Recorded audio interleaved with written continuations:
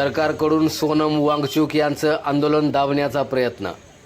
देशामध्ये महत्त्वाच्या परीक्षांचे पेपर फुटून अनेक विद्यार्थी आत्महत्या करत असताना याच्या विरोधामध्ये आवाज उठवणारे कॉकरोच जनता पार्टीचे अभिजित दिपके आणि ज्येष्ठ शास्त्रज्ञ सामाजिक कार्यकर्ते सोनम वांगचुक यांचं दिल्लीमध्ये सुरू असलेलं आंदोलन दाबण्याचा प्रयत्न सरकारकडून सुरू असून हे सरकारचं अपयश आहे. केंद्रातील सरकार निर्लज्जपणा करत असल्याची प्रतिक्रिया आज राष्ट्रवादी शरदचंद्र पवार पक्षाच्या वतीनं जिल्हाधिकारी कार्यालयावर करण्यात आलेल्या आंदोलनाच्या वेळी जिल्हाध्यक्ष देवराज पाटील आणि इतर पदाधिकारी तसंच विद्यार्थिनींनी व्यक्त केली आहे.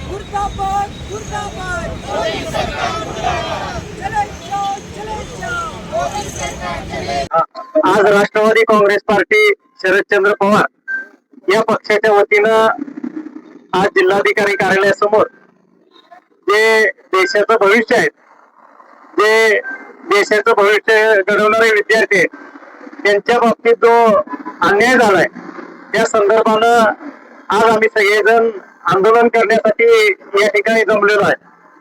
तुम्ही सगळेजण बघताय, नीट परीक्षा असेल, अनेक परीक्षा असतील, या परीक्षेसारखे महत्वाचे पेपर आज तुम्ही सगळे फुटलेले दिसत आहेत.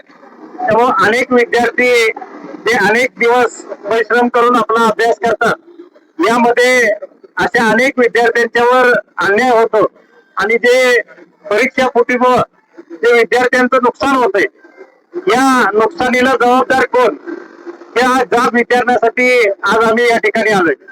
त्याचबरोबर देशामध्ये सोनम वांगचुक यांच्या रूपानं जे दिल्लीमध्ये जे आंदोलन चालू आहे, या आंदोलनाला सुद्धा पाठिंबा दर्शवण्यासाठी आज आम्ही सगळेजण राष्ट्रवादी काँग्रेस पार्टीचे सगळे पदाधिकारी, जिल्ह्यातले सगळे कार्यकर्ते, सर्व महिला भगिनी आणि खास करून आमच्या विद्यार्थी भगिनी हे या ठिकाणी आलेले आहेत. कारण त्यांचं भविष्य आज धोक्यात आलेलं आपल्या सगळ्यांना दिसते. आणि या बाबतीत आपण जर बघितलं तर सरकार महाराष्ट्रातलं असेल किंवा देशातलं सरकार असेल, कुठेही गांभीर्यानं ही गोष्ट घेताना दिसत नाही. त्यामुळे या सगळ्या गोष्टीचा निषेध करण्यासाठी आज आम्ही या ठिकाणी एकत्रित जमलोय.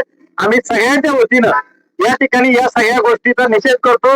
विद्यार्थ्यांचं भविष्य या ठिकाणी जर कोणी धोक्यात आणत असेल तर त्यासाठी आम्ही रस्त्यावर उतरून ही लढाई यशस्वी करण्यासाठी जे काही आम्हाला मार्ग दिसतील त्या शास्त्रीय मार्गानं या ठिकाणी आम्ही या आंदोलनामध्ये सहभागी होणार आहोत. आणि लोकसहभाग वाढवण्यासाठी इथून पुढच्या काळामध्ये प्रत्येक तालुक्यावर या ठिकाणी हे आंदोलन अधिक मजबूत करण्यासाठी, लोकांच्या मध्ये जागृती करण्यासाठी आम्ही या ठिकाणी प्रयत्न करणार आहोत. धन्यवाद. नमस्कार, मी दियाजा मादा. आज याच्यामध्ये नीट पेपर लीक झालेले आहेत. तर ह्यामध्ये कारणीभूत कोण आहे? ते मोदी सरकार.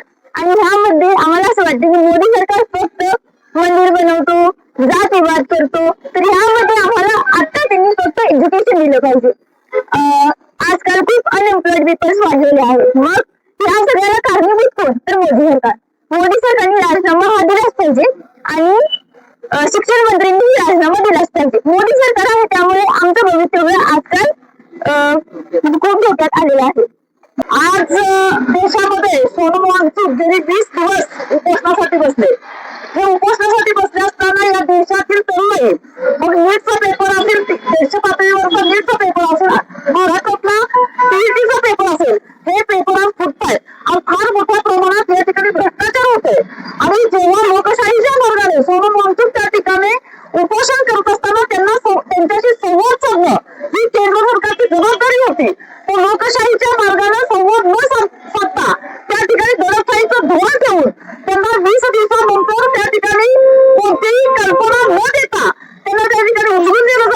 या देशामध्ये दडपशाही जर करत असतील आणि विद्यार्थ्यांच्या भविष्याच्या जी खेळत असेल हे सरकार, तर त्यांना या देशातली ही तरुणाई, हे विद्यार्थी त्या ठिकाणी माफ करणार नाहीत.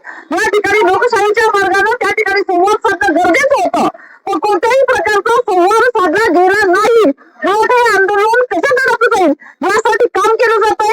या देशाचं भवितव्य, या देशाची लोकशाही, या देशाचं संविधान आणि या देशातील आमच्या विद्यार्थ्यांचं भविष्य हे आज धोक्यात आहे. याच्या विरुद्ध राष्ट्रवादी काँग्रेस शरदचंद्र पवार पक्ष रस्त्यावरती उतरेल आणि या सरकारला त्या ठिकाणी जाब विचारेल. आमची तरुणाई, आमच्या विद्यार्थिनी यांना आम्ही सोबत घेऊ आणि आमच्या नेते जयंत पाटील साहेबांच्या मार्गदर्शनाखाली हा लढा अधिक तीव्र करू.